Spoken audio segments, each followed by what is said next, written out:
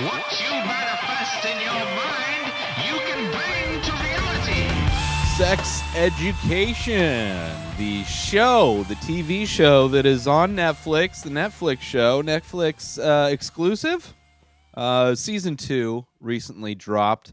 Was a fan of season 1. Started watching because I saw a promo for season 2 coming out. So I was like, well, season 2's coming out.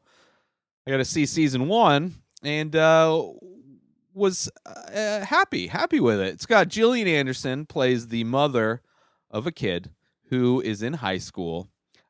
Gillian plays a sex therapist.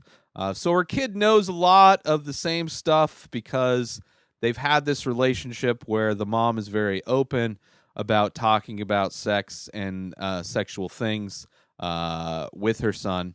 So he's taken that knowledge and started a grassroots business, as it were, in his high school in the United Kingdom to teach other kids or to help other kids kind of manage the turmoil, the confusing nature of sex and changing puberty of just there's a lot of it's kind of a crazy time in human growth, those high school years where you're everybody kind of maturing at their own rate. Some people kind of getting the hormones and the puberty early, some getting it late. People understanding that they're into different things. It's very easy when you're in high school to feel like any kind of differences you have make you feel like a monster in a lot of ways. At least for me in high school, there is this need when you're that age to fit in with everybody. And then later on in life, if you're lucky, you realize that embracing your differences is the best way to be unique. It's a weird thing where like everybody wants to be the same, but then they somehow want to stand out and be special.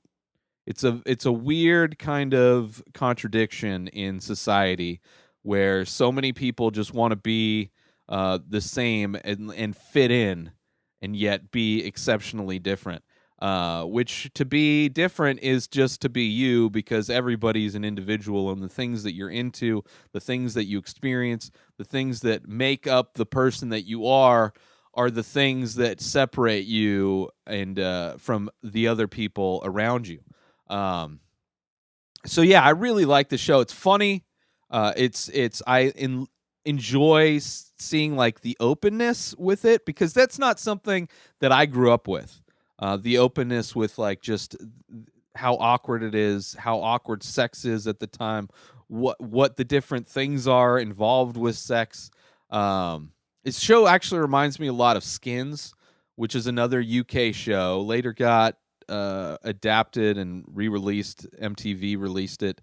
I never saw the US version of the show, but the UK version, very similar. I mean, it's kind of taking an honest look at what sex is like for younger people, like teenagers. So it kind of reminds me of that. Not necessarily, this one's not necessarily as like on the scale of like gritty and like if like Kids, the movie Kids is on the high end of the scale as far as like realism and grittiness, and then you have like some Disney kind of after school special type thing that would be on the low end of like fluffy kind of nice look perception of reality. This is kind of in the middle. Skins would be a little bit above Sex Education because a little bit more gritty. You get to see there's a little bit more, deals a little bit more with drug use and stuff like that. Then if you look at like Euphoria, which is another amazing show, which tackles a lot of similar teen issues, that I would say would be a lot closer in the spectrum to Kids. So this one, more lighthearted. But it's interesting. So he starts a business with a friend of his, or not a friend, but they become friends, this girl.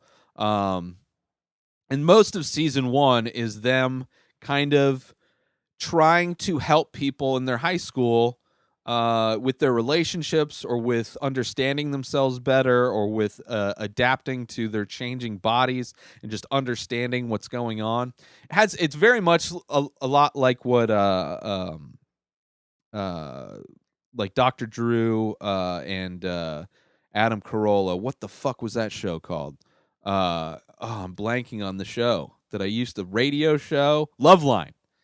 It's kind of like Loveline, except for instead of two old white guys telling kids about the different medical things, different biological things that are happening, it's other kids, and it's fun. It's like it's smart. The characters are super interesting. I always love seeing shows that take place in other places because, I mean, in a lot of ways, humans are the same. No matter where you come from, there's a lot of similarities in the human experience, but it's always colored a little bit differently when you see those experiences firsthand in different places. So, like how kids growing up in the UK is very similar to how kids are growing up in the US, but it's shaded with, all the different cultural things that you only see in the UK and only experience in the UK. Also, there is, I think, in some ways, a more of an openness in the UK, where in the US it's very, very much because of religion. Everything's very, you know, people don't like to be open about things sexually. There's a huge problem in the world, but specifically the United States, when it comes to the religious kind of censorship that goes on with our culture and just humanity in general. Like, instead of understanding what's real, like so many people are obsessed with the viewpoints of this book club, glorified cult book club that tells you not to do certain things, that certain things are evil or bad. So I enjoy like kind of the openness of it. Also, it's like, in the US, like certain racism and certain things of that nature are very commonplace. Where there, it's like there's a slight twist on it. Like, there's still racism, there's still sexism, there's still things that are the same as the US, but because it's colored differently through the cultural differences of the UK, and just also being less religious. I mean, there's not as much religion in the UK, or pretty much, I think, anywhere in the world as there is in the US, which is interesting because that's religious persecution is one of the reasons why people left to start a new country, and then here we are basically doing the same thing, along with kings and queens. It's really crazy and ridiculous. But yeah, Sex Education is a great show. Season 2 takes it even further, where his mom gets brought into the school to help educate the kids, to kind of revamp the sex education in the school. And what that causes is instant competition with the private business of sex education or sex therapy. It's almost like the government funded, like the school bringing the mom into the school, the curriculum, to kind of revamp everything, is almost like government controlled healthcare versus privatized healthcare. Where it's like all these kids are starting to realize that they can go get the same advice, if not better advice, from his mom for free rather than paying him to do it. So it's an interesting kind of riff among other things that happen. There's also just, you get to see the evolution of different relationships between the main character and like love interests that he has, and kind of also seeing his journey, because when it starts, he's like, he knows he needs to be masturbating. He's like pretending to masturbate. And then like partway through, he like the hormones start to kick in, and then he can't not stop masturbating. He's getting boners all the time. It just brings me back to those awkward, painful times in my life where I was just insecure about everything and didn't know anything, and was far away from having a parent that I could just easily discuss things with. So Sex Education, check it out on Netflix. It's a great show, funny show. I think 8 episodes per season, 2 seasons out right now. Go watch it.